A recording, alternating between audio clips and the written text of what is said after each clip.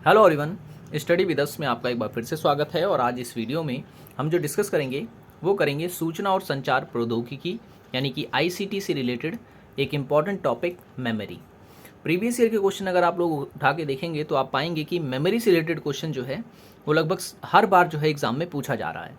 तो इसीलिए जो है आज इस वीडियो में हम मेमोरी से रिलेटेड जितने भी क्वेश्चंस बन सकते हैं वो सभी डिस्कस करने वाले हैं। तो हमारी जो ये सीरीज़ चल रही है जिसमें मैं एग्ज़ाम से रिलेटेड जितने भी इंपॉर्टेंट टॉपिक्स हैं वो मैं कवर करा रहा हूँ। अगर आपने हमारी पहले की वीडियोस को नहीं देखा है तो आप उसे देख सकते हैं, लिंक डिस्क्रिप्शन में दे दी गई है और इस वीडियो के एंड में भी आपको जो है वो सभी वीडियोज़ की लिंक मिल जाएगी। ठीक है, तो चलिए शुरू करते हैं। तो मेमोरी क्या है सबसे पहले ये जानते हैं। ठीक है, मैं एक एग्जांपल देके बताता हूँ। जैसे कि आप लोग अपने घर में कोई भी सामान जो है इकट्ठा करने के लिए किसी थैले का इस्तेमाल करते हैं, किसी अलमारी का इस्तेमाल करते हैं। ठीक है, ठीक उसी प्रकार से लैपटॉप, कंप्यूटर या फिर मोबाइल फ़ोन में जो डेटा होता है उसको रखने की जो जगह होती है उसे मेमोरी कहते हैं। ठीक है, अभी डेटा क्या होता है? अब डेटा जो है ये कोई फाइल हो सकती है, ये कोई गाना हो सकता है, ये कोई वीडियो हो सकती है। ठीक है, तो कंप्यूटर की लैंग्वेज में जो है इसे डेटा कहा जाता है। तो ये सब जहाँ रखा जाता है वो मेमोरी कहलाती है।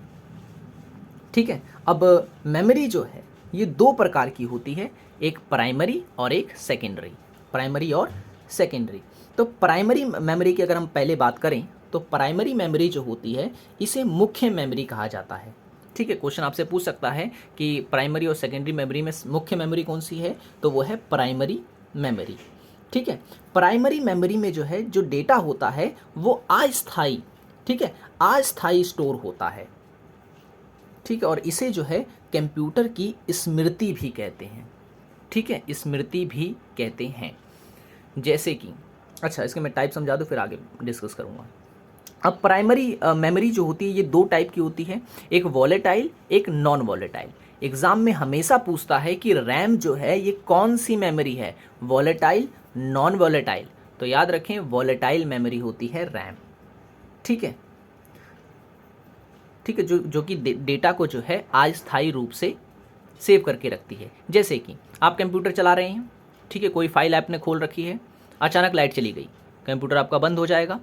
लेकिन जब लाइट आएगी और जब आप कंप्यूटर चालू करेंगे तो आप उस फाइल को जिस पे आप काम कर रहे थे दोबारा से जो है उसको खोल सकते हैं। ठीक है, वो सेव हो जाती है। तो ये कहाँ सेव हुई थी? ये सेव हो जाती है हमारे कंप्यूटर में। ठीक है, वॉलेटाइल मेमोरी में। अब वॉलेटाइल मेमोरी जो है कौन कौन सी होंगी, तो इसमें आ जाता है रजिस्ट्रार, कैच मेमोरी और रैम। ठीक है, रैम की फुल फॉर्म क्या होती है? तो रैम की फुल फॉर्म होती है रैंडम एक्सेस मेमोरी। ठीक है, रैंडम एक्सेस मेमोरी, याद रखें एग्जाम में पूछा गया है।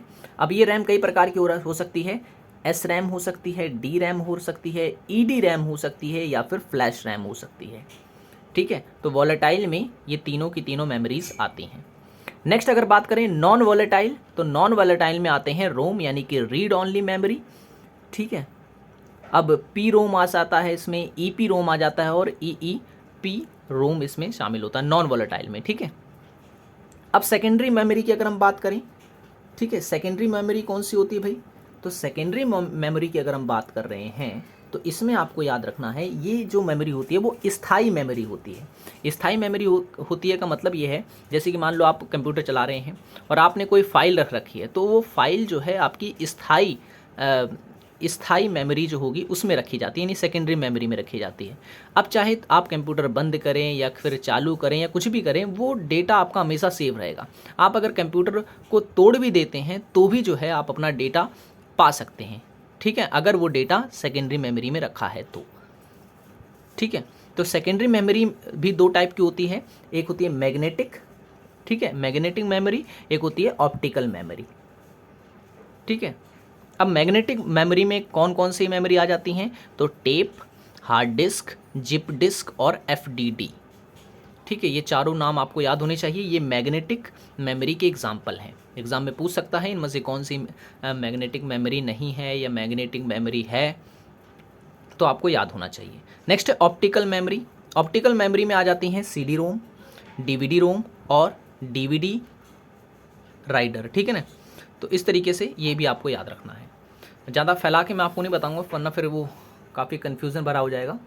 अब कुछ इंपॉर्टेंट पॉइंट्स भी आपको मैं बता दूं, जैसे कि 1 गीगाबाइट यानी जीबी जो होती है वो किसके बराबर होती है, तो आपको याद रखना है कि ये 1 अरब के बराबर होती है, या कहें कि 1 बिलियन को प्रदर्शित करती है। ये क्वेश्चन पूछा गया था कि 1 जीबी जो है किसको प्रदर्शित करती है, तो 1 बिलियन को प्रदर्शित करती है, या हिंदी में कहें कि 1 अरब को प्रदर्शित करती है।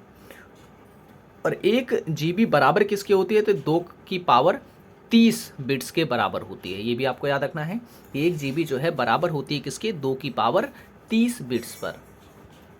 और यहाँ पे बिट का क्या अर्थ होता है, तो बिट का यहाँ पर अर्थ है बाइनरी डिजिट। बाइनरी डिजिट जो कि 0 और 1 के रूप में होते हैं, ठीक है, 0 और 1 के रूप में लिखी जाती है। और एक चीज़ और पूछी जाती है एग्जाम में, बर्निंग क्या होता है, ठीक है, या बर्न करना किसे कहते हैं।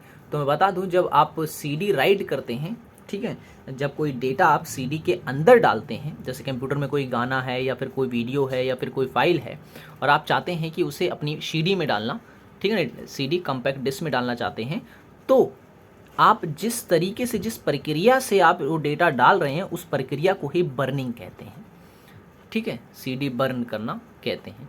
इसके तहत होता यह है कि आपका डेटा सीडी में आ जाता है। ओके, अब पार्ट्स ऑफ कंप्यूटर की बात कर लेता हूँ, मेन पार्ट्स ऑफ कंप्यूटर। हालांकि बहुत सारे पार्ट्स अगर हम इसमें देखना चाहें बन जाते हैं। तो अगर आपसे पूछे द ब्रेन ऑफ कंप्यूटर कौन सा है, ठीक है ना, ब्रेन ऑफ कंप्यूटर या माइंड ऑफ कंप्यूटर, तो वो होता है सीपीयू, सेंट्रल प्रोसेसिंग यूनिट। सबसे मेन पार्ट है कंप्यूटर का, बिना इसके कंप्यूटर नहीं चलाया जा सकता।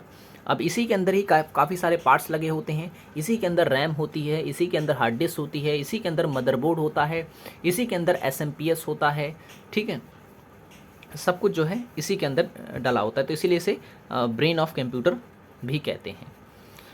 ओके, ये है मॉनिटर, ठीक है ना, मॉनिटर जिसमें कि आप कोई भी डेटा वगैरह जो कुछ भी होता है आप डिस्प्ले होता है जिसे आप देखते हैं। और ये है कीबोर्ड जिससे कि आप कुछ भी कमांड देते हैं। और ये है माउस जो कि कर्सर के रूप में काम करता है, ठीक है। तो ये मेन पार्ट्स ऑफ कंप्यूटर हैं।